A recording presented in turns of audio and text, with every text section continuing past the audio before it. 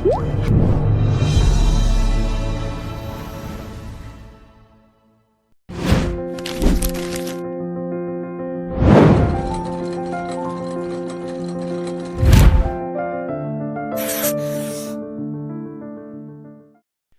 በፊት በነበረው ሌሰን ላይ ስለ ዲኤንኤ ስትራክቸር ተነጋግረን ነበረ። ነገር ግን ከዚህ በፊት በነበረው ሌሰን ላይ ያልተነጋገርነው ዲኤንኤ ምን ያክል ትልቅ ስትራክቸር እንደሆነ ነው። በሴላችን ኒውክለስ ውስጥ ያለውን ዲኤንኤ ስትሬች ብናደርገው ወይንም ብንዘረጋው አንድ ረጅም ከሆነ ሰው ቁመት በላይ ርዝመት አላቸው። ይህ ማለት ከ2 ሜትር በላይ ይረዝማሉ። ስለዚህ ዲኤንኤ የምንለው ስትራክቸር ስትሬችድ ሲሆን በጣም ረጅም የሆነ ስትራክቸር ነው ማለት ነው። ይህ ረጅም የሆነ ከ2 ሜትር በላይ የሚረዝም ስትራክቸር የሚገኘው ግን በትንሿ በሴል ውስጥ ከሴል ውስጥ ደግሞ በኒውክለስ ውስጥ ነው። ስለዚህ ምናልባት እዚህ ጋር ሁላችንም ልንጠይቀው የምንችለው ጥያቄ እንዴት ነው ይህንን የሚያክል ከ2 ሜትር በላይ ሊረዝም የሚችል ስትራክቸር በትንሿ ኒውክለስ ውስጥ ሊኖር የሚችለው የሚለው ነው። ይህንን ጥያቄ ከመመለሳችን በፊት አንድ እጅግ በጣም አስፈላጊ ስለሆነ ማወቅ ያለብን የዲኤንኤ ፊቸር ልንገራችሁ። ከዚህ በፊት በነበረው ሌሰን ላይ እንደተነጋገርነው ዲኤንኤ ህይወት ያላቸው ነገሮች ስላላቸው ትሬት፣ ስለሚኖራቸው ስትራክቸር፣ ስለነሱ እያንዳንዱን ኢንፎርሜሽን የያዘ ስትራክቸር ነው።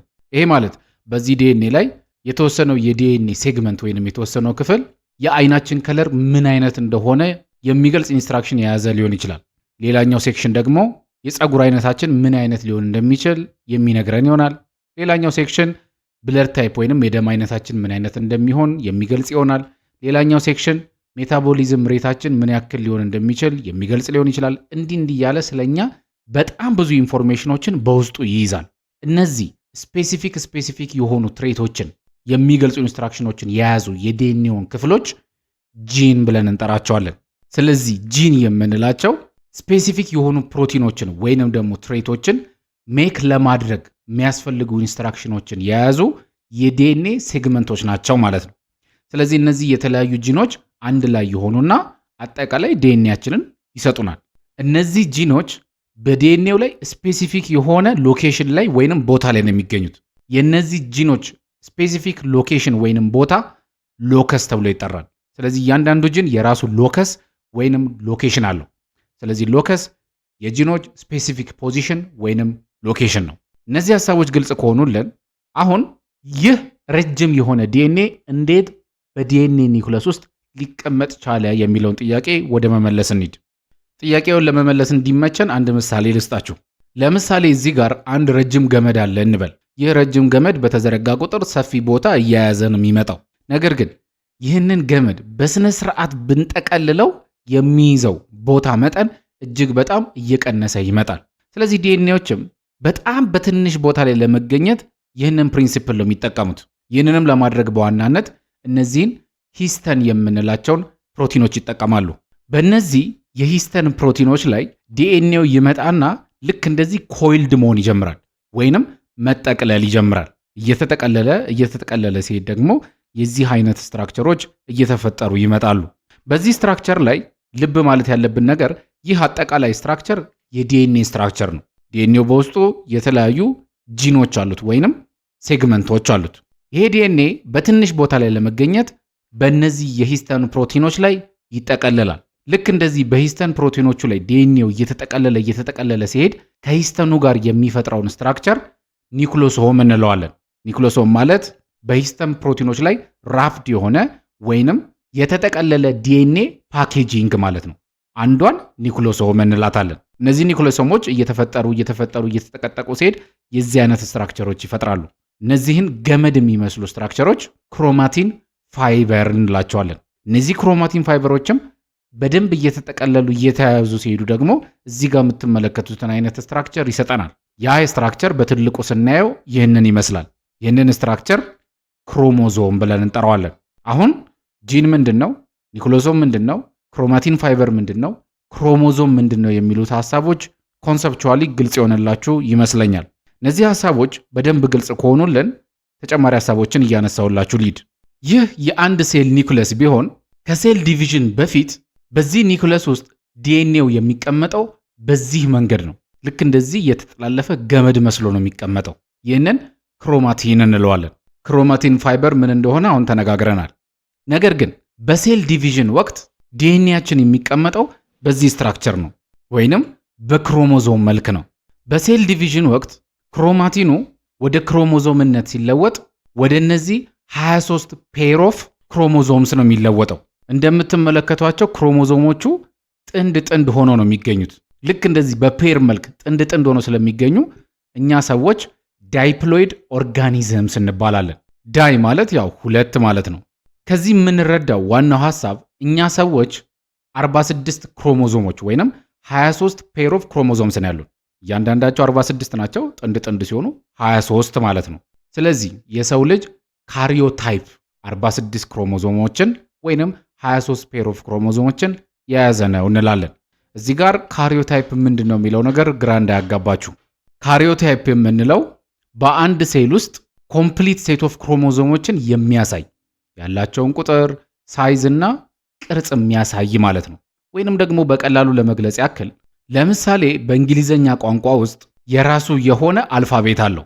ጥንድ ጥንድ የሆኑ 26 ፊደላቶች ወይንም ሌተሮች አሉት።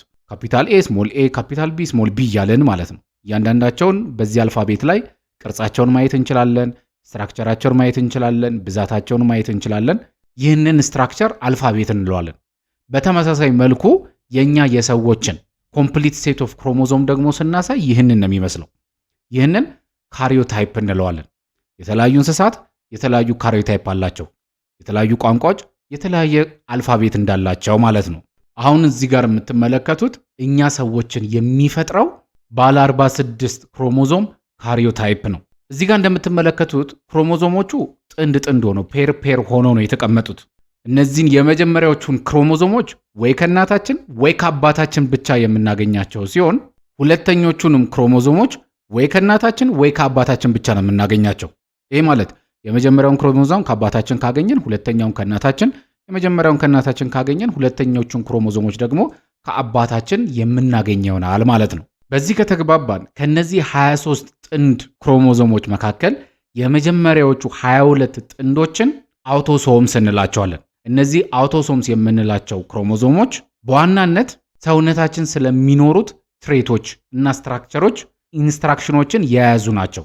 ነገር ግን የመጨረሻዋ 23ኛዋ ፔር ኦፍ ክሮሞዞም ሴክስ ክሮሞዞም የምንላት ናት። ይህ 23ኛው የሴክስ ክሮሞዞም ወንድ እንሆናለን ወይንም ሴት እንሆናለን የሚለውን ኢንስትራክሽን የሚይዙ ናቸው። ይሄ ማለት በዚችኛዋ በ23ኛው ፔር ኦፍ ክሮሞዞም ላይ ወንዶችና ሴቶች የተለያየ ስትራክቸር ይኖራቸዋል ማለት ነው። ክሮሞዞሞቹ የዚህ አይነት ስትራክቸር የሚኖራቸው ከሆነ ጾታችን ሴት ይሆናል። ነገር ግን የዚህ አይነት ስትራክቸር የሚኖራቸው ከሆነ ደግሞ ጾታችን ወንድ ይሆናል። ስለዚህ የሴክስ ክሮሞዞሙን በመመልከት ወንድ ነው ሴት ነው የሚለውን መለየት እንችላለን ማለት ነው። ይህንን የሴቶች ሴክስ ክሮሞዞም ኤክስ ብለን ሪፕሬዘንት ስናደርገው የወንዶችን ሴክስ ክሮሞዞም ደግሞ ኤክስ ዋይ ብለን ሪፕሬዘንት እናደርገዋለን። እነዚህ የክሮሞዞም ሐሳቦች ግልጽ ከሆኑልን አሁን ዲኤንኤ ጥቅሙ ምንድን ነው የሚለውን ነገር እንነጋገር። የዲኤንኤ ዋናው ጥቅም እኛ ሰዎች ወይንም ደግሞ ዲኤንኤ ያላቸው ሊቪንግ ኦርጋኒዝሞች በሙሉ ለማደግ ዴቨሎፕ ለመሆን ሪፕሮዲውስ ለማድረግ እንደዚሁም ሴሎቻቸው ኮንትሮል እንዲሆንና ሰርቫይቭ እንዲያደርግ ለማድረግ የሚያስፈልጋቸውን ኢንስትራክሽኖች በሙሉ የያዘ ስትራክቸር ነው። ስለዚህ እነዚህን ጄኔቲክ ኢንፎርሜሽኖች ስቶር ማድረግ ዋነኛው የዲኤንኤ ጥቅም ነው። ከዚህ በተረፈ ደግሞ የተለያዩ ትሬቶችና ጄኔቲክ ኢንፎርሜሽኖች ከዘር ወደ ዘር እንዲተላለፉ ለማድረግ እጅግ በጣም አስፈላጊ ነው። ዲኤንኤ እነዚህን ስራዎቹን ለመስራት ወይንም እነዚህን ጥቅሞች ለመስጠት ግን የግዴታ ሪፕሊኬሽን ማካሄድ ይኖርበታል። በሚቀጥለው ሌሰን ላይ ዲኤንኤ ሪፕሊኬሽን ምንድን ነው፣ ዲኤንኤ ሪፕሊኬሽን ፕሮሰስስ የሚካሄደው እንዴት ነው የሚሉትን ሐሳቦች የምናይ ይሆናል። ሁሉንም የኬጂኤን ኤዱኬሽን ሌክቸር ቪዲዮዎች በሞባይል አፕሊኬሽናችን ላይ ማግኘት የምትችሉ ሲሆን አፕሊኬሽኑን ለማግኘት የጉግል ፕሌይ ስቶርን መጠቀም ትችላላችሁ። ተጨማሪ ትምህርታዊ ሪሶርሶች በቴሌግራም ቻናላችን ላይ ይገኛሉ።